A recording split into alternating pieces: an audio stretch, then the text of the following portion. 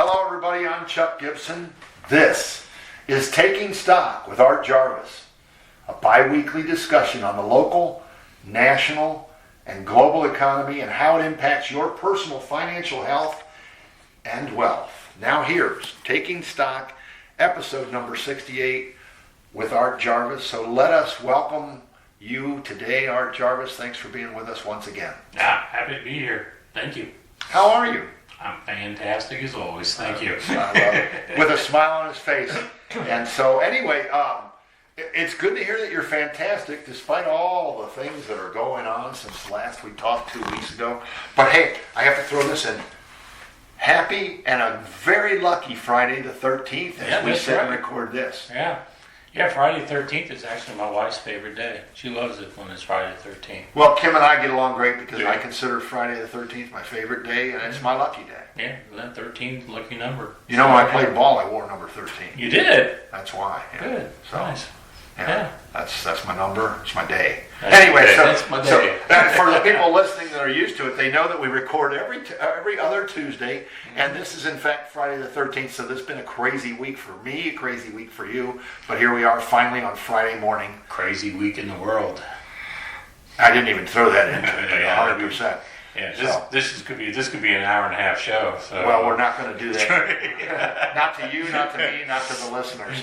But and to the listeners, hey, thank you for joining in right now. Let's get right to it. So there's been a lot going on all around the world, and it seems to be impacting the economy. So what is happening? Yeah, I mean, unless you're living under a rock, you know what's going on in Iran and around the world and the Strait of Hormuz, if I'm saying that correctly. There's a lot going on, and it's amazing to me. So we met just a little over 2 weeks ago, and we talked about a pennant formation. We talked about technicals and investing in things and how normally you come to a pennant formation and, that you usually get a pretty big move up or down from that. And my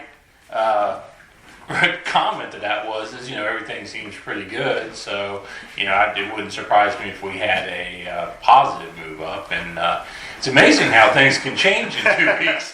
Well, in a couple of days, really, because that was on that Tuesday, and then by the end of that week, boom. I'm not trying to be, ridiculous saying boom, but boom. I wake up every morning and the second thing I do is pick up the phone and see what's going on in the world, and I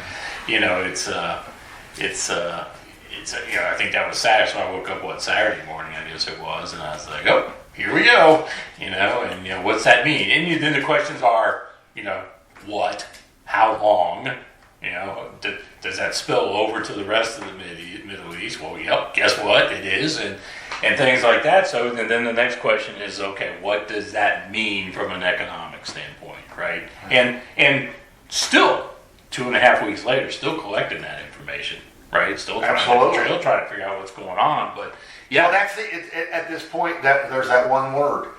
It is still an uncertainty. We are at full. Yeah, and again, that's an interesting point. So yes, 100% we are in a world of uncertainty more today than we were 2 weeks ago. The interesting thing is still not really seeing a real strong fear factor in it, okay? The U.S. market is down for this year to date, is down about 2.5%. So do I like the fact we're down 2%? No. But we're not down 10, we're not down 15, we're not down 20. I don't feel panic in the markets, which is kind of interesting to me. All right, the international markets, which really the first part of this year we're doing fantastic. Depending on what index you. Well, that was going to be my next question because you talked about right now to date, the U.S. market, as we'll refer to it, is down about 2 to 2.5%. Yeah. 2 weeks ago, the international market comment was the international market's running along at about up 10%. 10 to 15. So now we've had this change. Mm-hmm. So what's the international market? Well, we've given up a big chunk of it. Yeah. But depending on which index you look at, because there's a lot of international indices. But generally speaking, they're at least flat to still up a few percent. So you still have that. Up until just here recently, this week, the high dividend yield in U.S. stocks are actually still up also.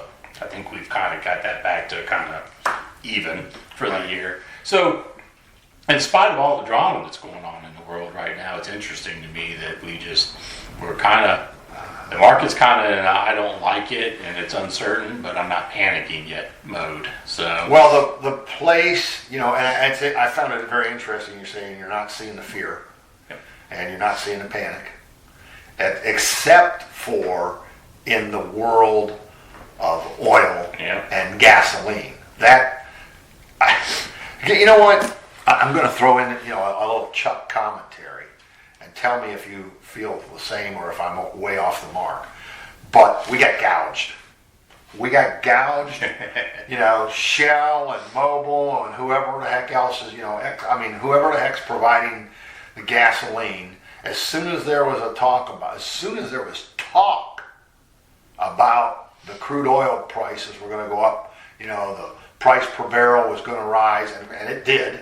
But as soon as it happened, boom, we're feeling 50 cents, more than that, yeah. 50 cents, 70 cents, 85 cents a gallon price increases at the pumps. Well, that gasoline that's in the ground down there, they didn't pay $100 a barrel. They paid $50 to $70 a barrel. Are you saying that's not fair? I'm not saying, just to answer your question, I'm not saying it's not fair. Yeah. But it is, am I right? Did they gouge us immediately?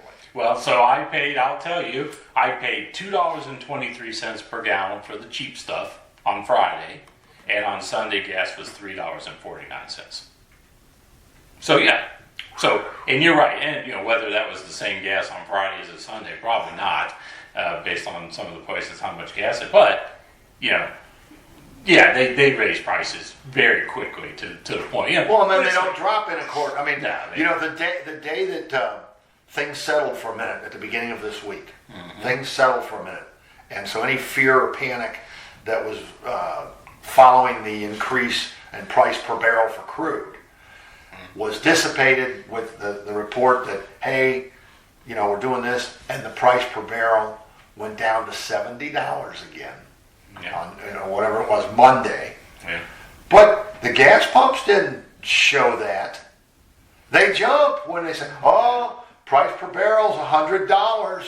It's going up. And boy, it went up at the gas pumps. But guess what? It's dropping again, and it's already back down to $70 per barrel.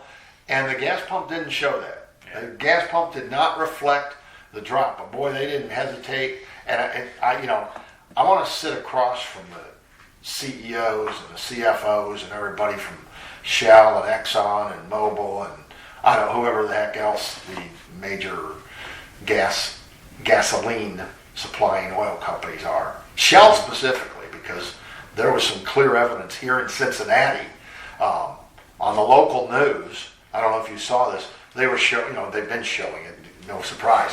But the one evening they said, here we go, and they showed the gas prices at this pump and the gas prices at that station, and and they were whatever they were, and then it was 20 cents more at the Shell station per gallon. Yeah.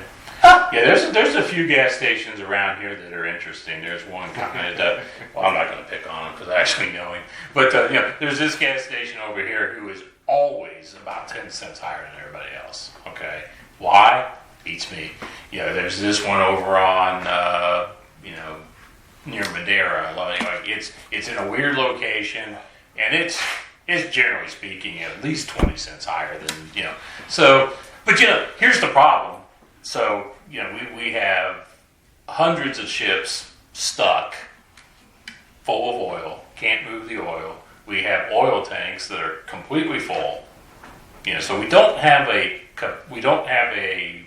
supply problem. It's there. We don't have a shortage. Yeah, this isn't like the Gulf War where they were setting oil fields on fire. Okay. Right. They've hit some storage tanks and things like that, but you don't have an oil field burning.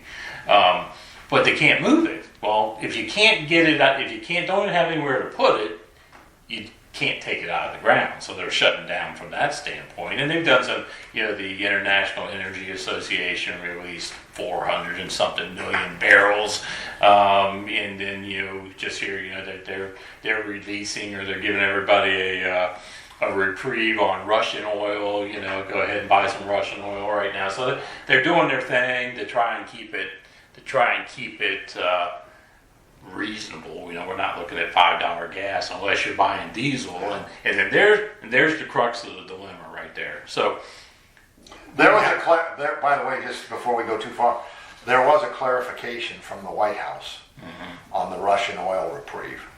Said this is Russian oil that's already come out of the ground, already in transit, and it doesn't affect the money going that Russia will benefit from the taxes. It's already done. And so they're just saying it can be moved and can be. So all those ghost ships, quotation mark, all those ghost ships that are sitting out in the water, now they're allowed to come off the water. They're no longer a ghost. Exactly. They're allowed. They can be recognized, and you can buy your oil. Whoever you are, you can buy your oil from them. So they're making it. The good, as you said, again, sticking with the point. Very important point.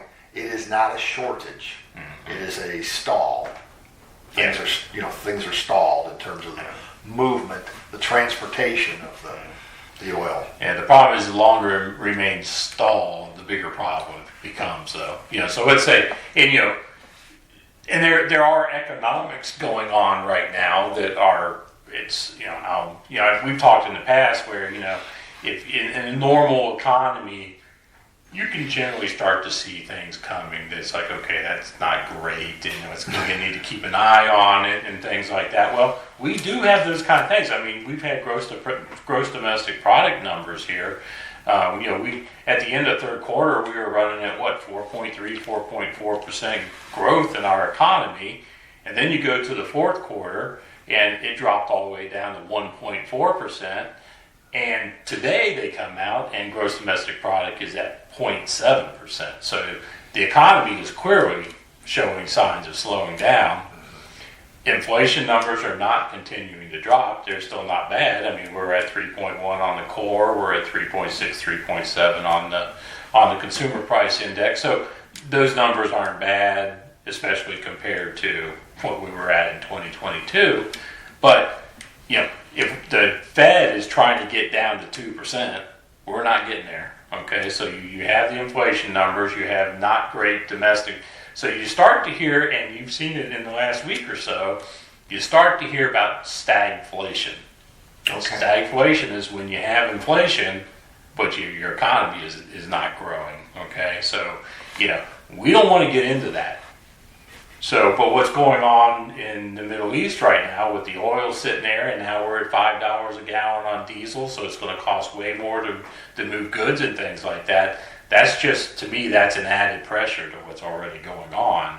And in my opinion, this needs to be dealt with sooner than later, because if it drags on for more than 2 or 3 months, it's going to start having more of an impact on our economy and things like that. So the reason I say all that is, we've had some pretty positive comments or shows here over the last 2-3 years. Things have been good.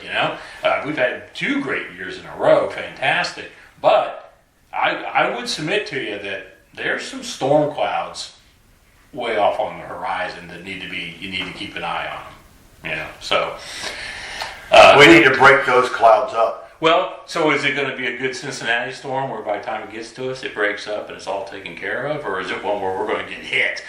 So, I mean, that's right. But and that's why, we talked about the beginning of the year, like, we took some profits, and so we took some profits in the technology sector, the industrial sector, some of the international stocks we took, but then also moved to a different. So we took some profits, moved some things around in the portfolios, and sitting here again with 2.5 months to look at it, I'm happy that we did it right at this point. So it changes the complexion of the portfolios, and that is helping at this moment in time. But again, you can usually see some bad things coming down the road, not a pandemic and things like that, but they need to be watched. And again, I think what's interesting to me is that's a much different tone for this show than what we've had in the recent past, right? Exactly. Okay. So everything that's going on in the world, coupled with the fact of with the kind of numbers we were seeing from the U.S. economy, you kind of start to bash those together. It's like, better keep an eye on this. So, long-winded way of saying, Yeah, that's a long.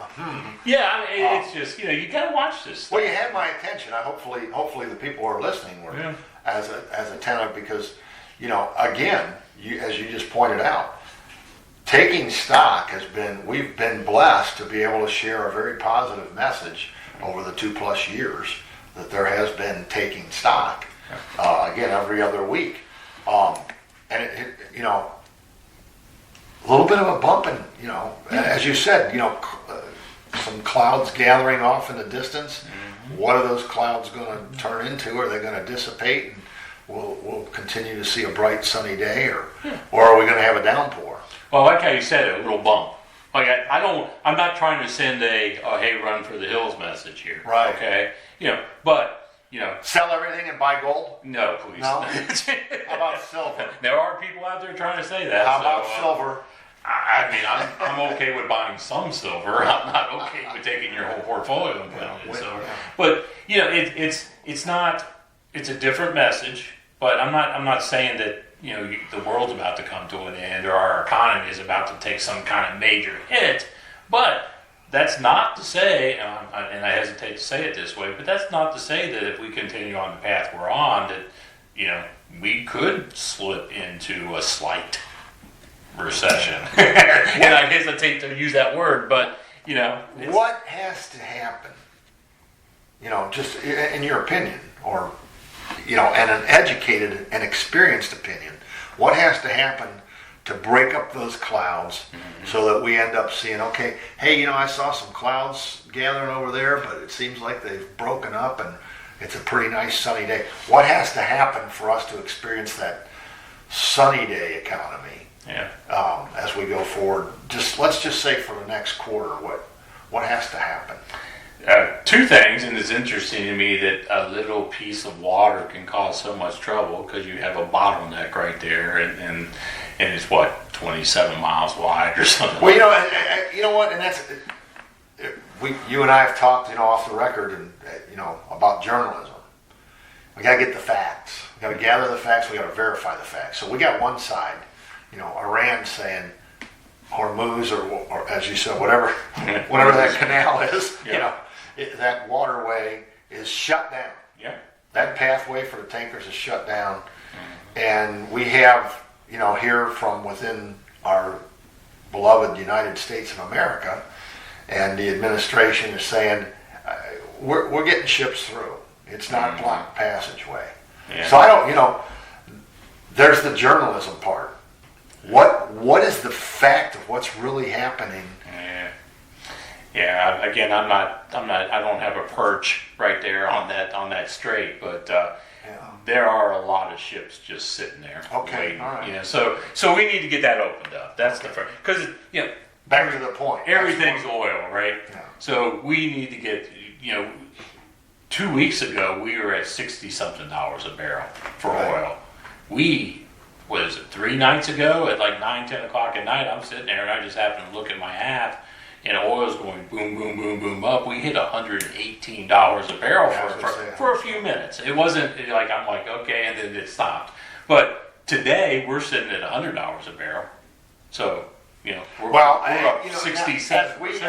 As we got together and, preparing to get this recording session started, 89 and dropping. But, bouncing 89, 88, 87, 88, 89 a barrel. And that was on the news that the inflation number came in better than expected. Mm-hmm. But like you said, it didn't drop, but it didn't increase as much as they thought inflation numbers would. What surprised me in talking with you offline was the GDP. So, but right now, is it as simple as when I said to you a minute ago, what has to happen? Is it as simple as we got to get that strait opened up? We've got to get the price per barrel back down to that $60. I mean, is that the number one key factor to breaking up those storm clouds? Honestly, that wouldn't hurt. Okay. Right. I mean, I want to get, but is it the number because one? we're talking about inflation pressure, okay? Right. And if we're talking about an economy that's slowing down, okay, and we don't want to slip into a recession, well, you know, we don't want high prices and low growth. Okay, so let's get the pricing down. Let's get that taken care of, and if you can get the inflation numbers down, once again, that would allow you to maybe lower interest rates again, and maybe give the economy a little kick in the pants to start moving a little bit. Now, don't get me wrong, we're up 0.7% this last number. Okay, so we're not negative. Okay, right. So we're still growing, but no one wants to be growing at 0.7. Everybody wants to grow at 2.5, 3. Right, so we got to get there. So yeah, and the other thing is uncertainty. We got to do some things to give people a little bit of comfort. Because guess what? When people get uncertain, they start worrying about things. They stop spending money. And we've talked about it before that the consumer is 70% of the gross domestic product. We don't want to lose the consumer.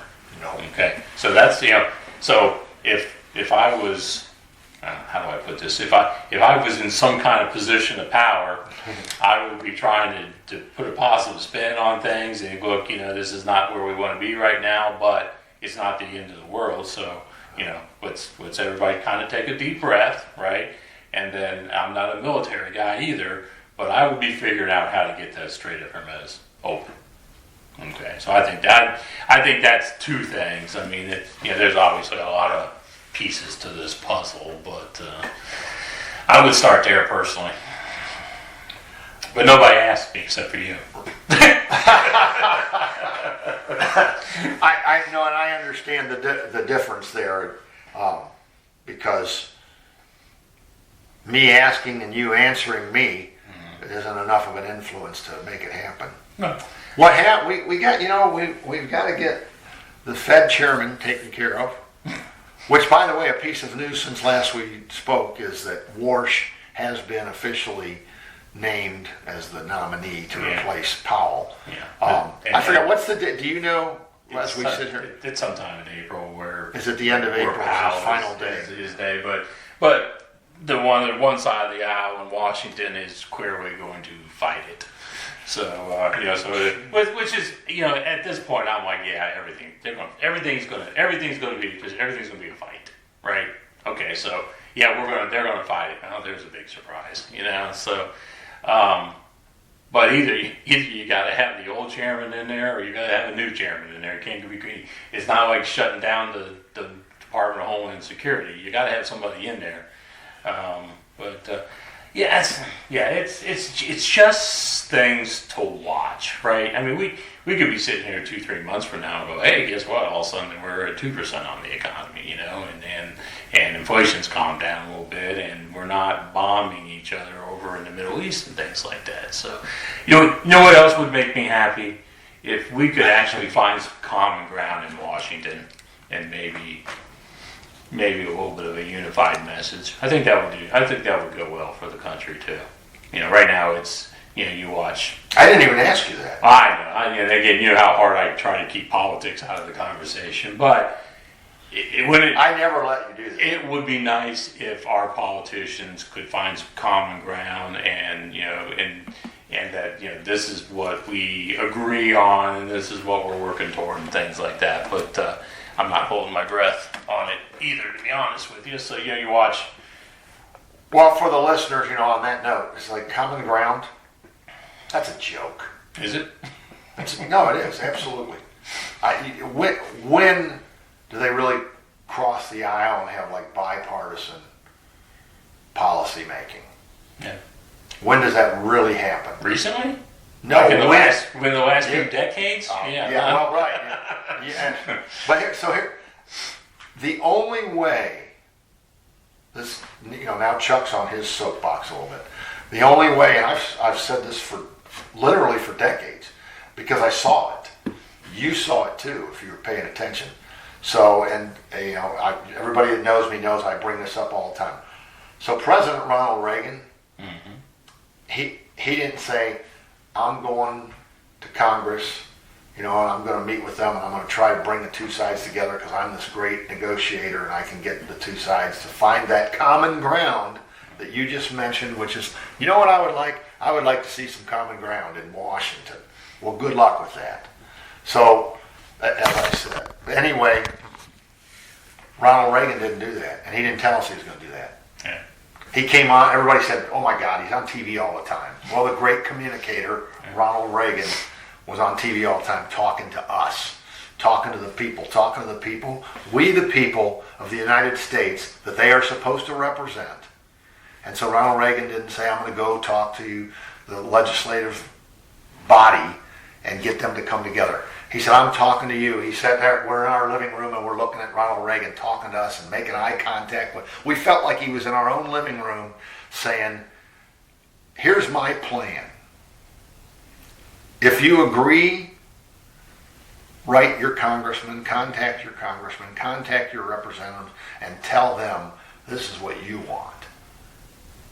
And I don't care if you're Democrat or Republican, this is what I'm going to do. This is how, I believe this is what you want. Here's my plan to make that happen. If you agree and that's what you want, you let your congressman know. They represent you and they have to say what you want. Yeah, and I agree. So I'll give you an example.